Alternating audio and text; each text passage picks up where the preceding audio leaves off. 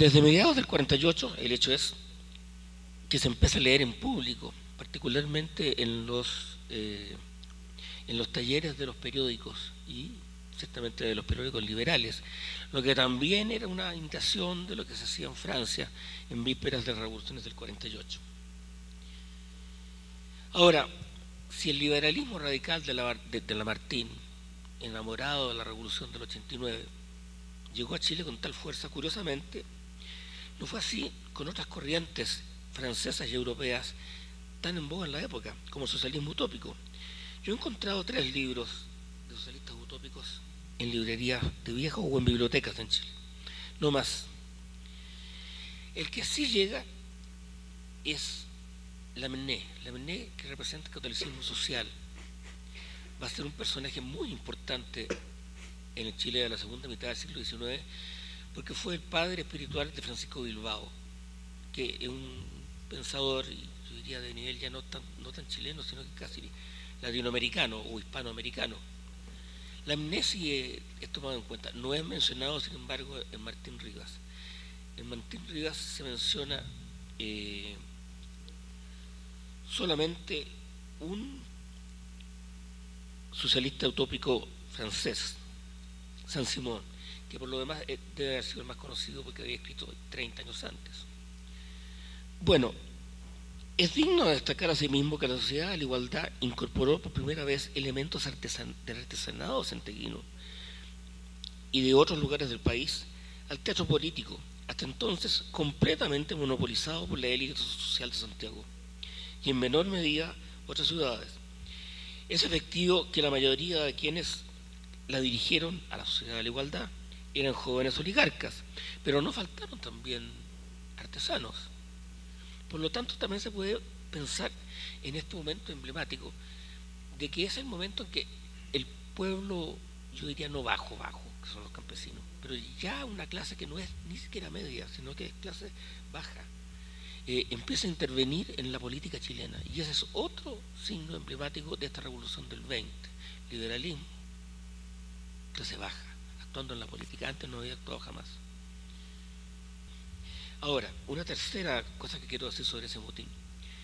El motín del 20 de abril del 51 también significa la aparición de un mundo laico, liberal, y por los mismos años, el 50, el año anterior, se crea además la masonería en Chile y una curiosa institución que se llaman los bomberos voluntarios, que está tomada de lo que fue Benjamin Franklin y sus grupos, y que eran bomberos voluntarios en Nueva York.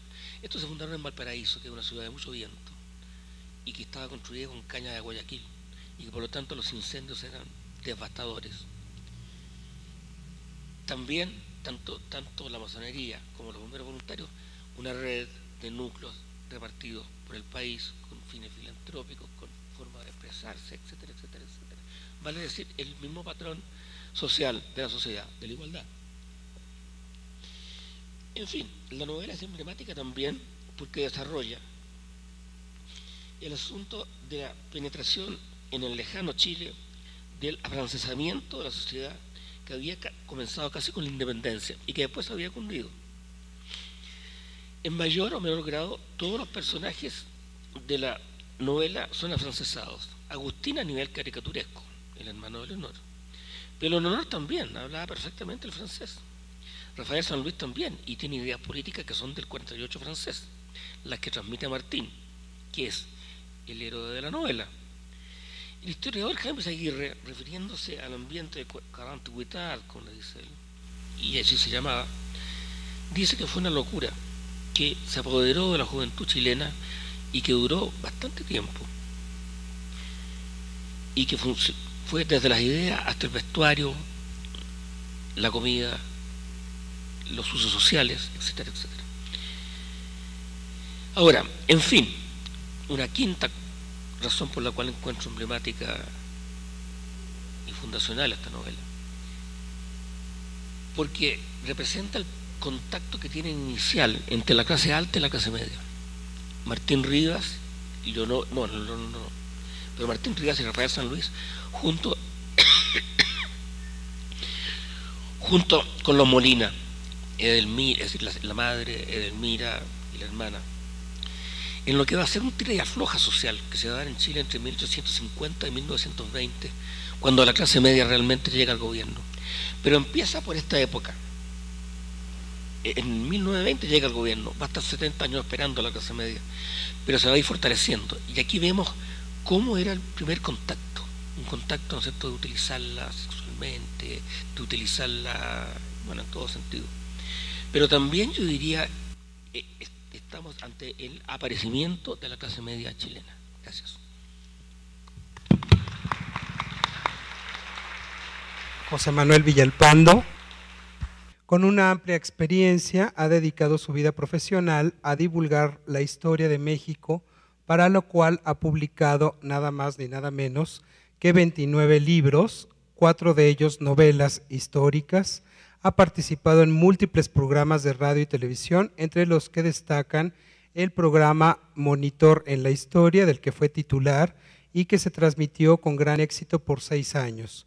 También fue cotitular del programa televisivo Desayunando con la Historia en el canal de la Secretaría de Educación Pública, y desde el año pasado conduce, él es el titular del programa El Siglo XIX, que pasa por las estaciones de Radio Imer en la Ciudad de México.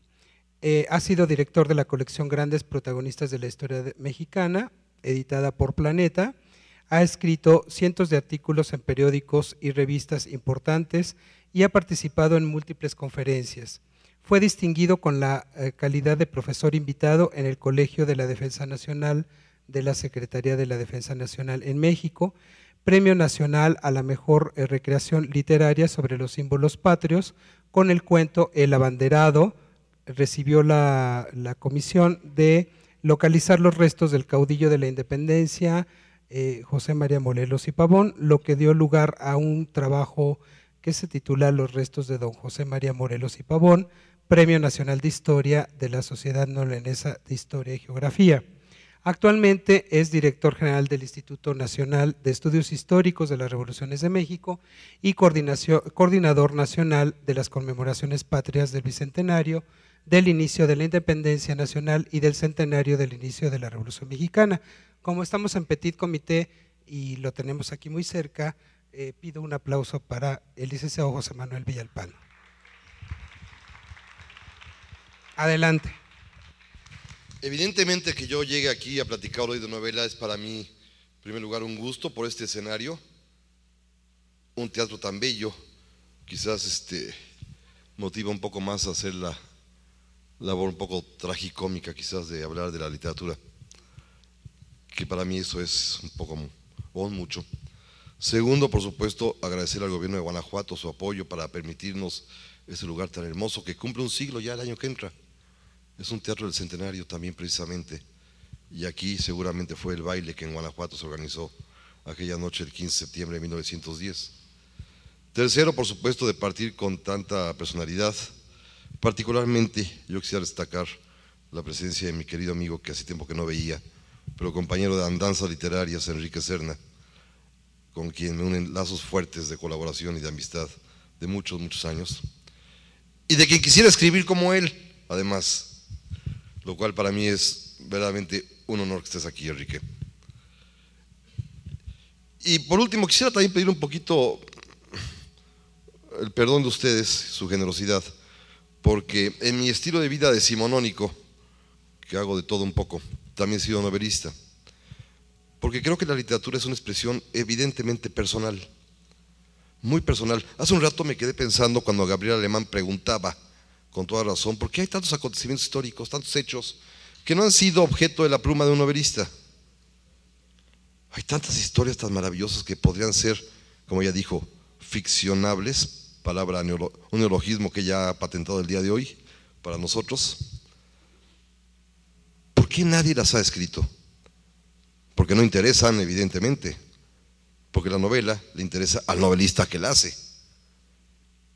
Quizá las personas quisieran leer una novela sobre tal o cual acontecimiento, pero las personas no son el novelista, y el novelista es el que quiere escribir una novela, el que quiere crear esa realidad alternativa, y a nadie de esas personas le ha interesado escribir una novela sobre tal o cual acontecimiento.